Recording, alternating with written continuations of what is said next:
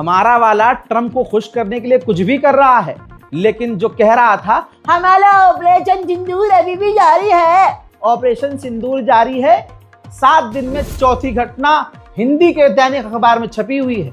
इससे पहले मोदी का पालतू चुड़ जाए मुझ पर, इसीलिए दैनिक भास्कर की रिपोर्ट स्क्रीन पर मूत रहा हूं तुम्हारे, देख लो ध्यान से।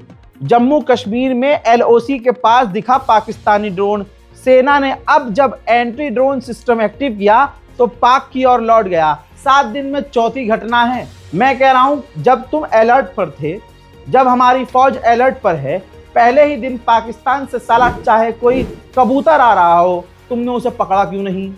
और तुमने जब देख लिया ड्रोन है तो एंटी ड्रोन सिस्टम बंद क्यों था? भाई काय के पैसे बचा रहे हो? अंधा पैसा मोदी सरकार खर्च कर रही है। हमारी फौज को किसने बोला एंटी ड्रोन सिस्टम बंद रखो? तो अबे चालू रखो, पाकिस्तान हमारे लिए हमेशा के लिए खतरा है। भाई 7 दिन में 4 बार पाकिस्तान के ड्रोन भारत के अलग अलग इलाकों में दिखे हैं। मजबूत ऑपरेशन सिंदूर करके दिखाओ ना, ऑपरेशन सिंदूर। मैं कह रहा हूं ऑपरेशन सुहागरात करो। अब जिस आदमी ने सुहागरात ही नहीं मनाई, बीवी को ही छोड़ दिया, उसे क्या ऑपरेशन सिंदूर, उसे क्या पता सिंदूर और सुहागरात और ये और वो। हालांकि सुहागरात पर बोलने के लिए मेरे पास है, लेकिन मैं और जेल नहीं जाना चाहता। फिलहाल तारीख आ रही है मेरी, तो पहले उसी तारीख को निपटा लूं। हजरात, पिछले महीने ईरान ने एक टैंकर सीज किया था जिसके अंदर 16 भारतीय क्रू थे।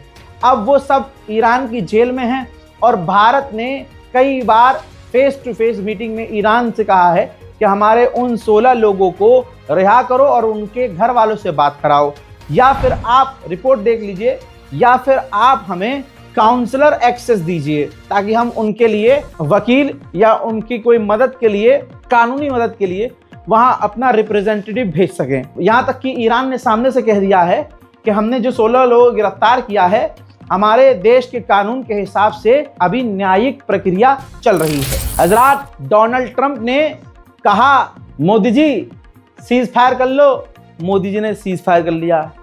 अमेरिका ने कहा टैरिफ लगा रहा हूं, ले लो, मोदी जी ने हंस के ले लिया। अमेरिका ने कहा रूस से तेल लेना कम कर दो, मोदी जी ने कर दिया। ऐसा गुलाम, दोस्त है गुलाम है, हर बात मान रहा है। हत्ता कि ईरान पर जब बैन लगाया अभी 3 दिन पहले, 4 दिन पहले, ट्रंप ने 25% टैरिफ का ऐलान कर दिया और ऊपर से नाराजगी जताई कि जो देश ईरान के साथ ट्रेड कर रहे हैं खतरा है उनके लिए और आगे टैरिफ लाऊंगा, बिजनेस करना ईरान से बंद कर दो। एक बार फिर से ट्रंप ने कहा बिजनेस बंद कर दो। तो हमने लगभग 1000 करोड़ से ज्यादा जो खर्चा उस ईरान के चाबहार पोर्ट पर किया, अबे भाई हमने पैसा लगाया और उसके जरिए दुनिया के दूसरे क्षेत्र तक, दूसरी दुनिया के हिस्से तक सामान बेच रहे हैं, हम ट्रेड कर रहे हैं, सामान मंगवा रहे हैं। यहां तक कि पाकिस्तान की मदद लिए बिना, अब पाकिस्तान का रास्ता इस्तेमाल ही नहीं करते हम, उसी चाबहार पोर्ट का इस्तेमाल करके अफगानिस्तान तक हम पहुंचते थे। मोदी ने चुपके से बिना कुछ बोले झोला उठाया, चाबहार पोर्ट छोड़कर निकल लिए। आलोचना हुई जबरदस्त तरीके से।